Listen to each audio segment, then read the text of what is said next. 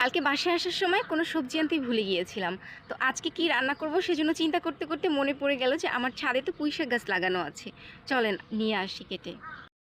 আমার গাছটা বড় হয়ে যাচ্ছে, কি সুন্দর তাই না? অবশ্যই এটা থেকে নিব না, আর একটা বড় গাছ আছে, চলেন দেখানো যাক। ওনার কাছ থেকে শাকটা সংগ্রহ করে নিব। কি সুন্দর তাজা তাজা একদম। তো এটা নিব, ফ্রেশ শাকসবজি আমার গাছে। একটা তো হবে না, আমি আরেকটা নিব।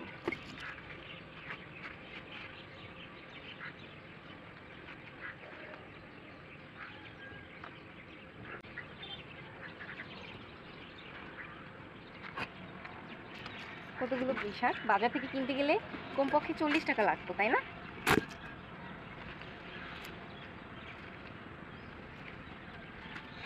তো বেনিফিট অফ ছাদ বাগান। এই যে কতগুলো পুঁইশাক কিনতে হলে অবশ্যই কম হলেও 40 থেকে 50 টাকা লাগতো, না হলেও 30 টাকা তো নিতই, তাই না? আমার আসলে তো আইডিয়া নাই, কারণ বাজারের যে ডেইলি বাজার যে ওঠানামা করছে। অ্যান্ড এই গাছটা থেকে কিছু পাতা তুলে নিব, কারণ ওই গাছটা একদমই পাতা নেই।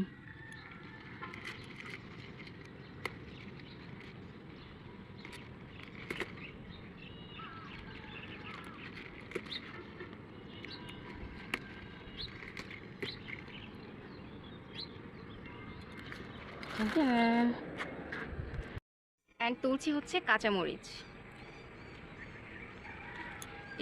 বেনিফিট অফ ছাদ বাগান। যদিও আগে মরিচগুলো অনেক বড় বড় হতো, শেষ পর্যায়ে পৌঁছেছে, তো এই জন্য হচ্ছে এখন মরিচগুলো ছোট হয়ে গিয়েছে। বাট এই মরিচটা খেতে অনেক টেস্ট।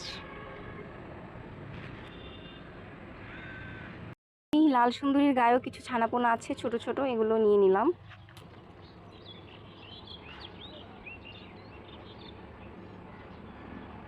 পুঁই শাকগুলো মজা করে রান্না করবো আর খাবো।